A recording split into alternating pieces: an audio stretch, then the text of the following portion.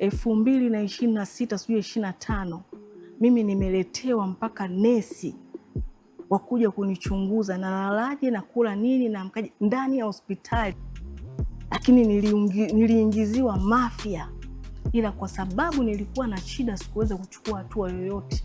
Hospitali hiyo hiyo ina majibu yangu ya kujitosheleza, lakini majibu yalitoka kaenda kwa Mange tofauti kabisa na kile ambacho wao madaktari wanakijua, lakini sikuweza kufanya chochote kwa sababu nienda pale nahitaji kusaidiwa.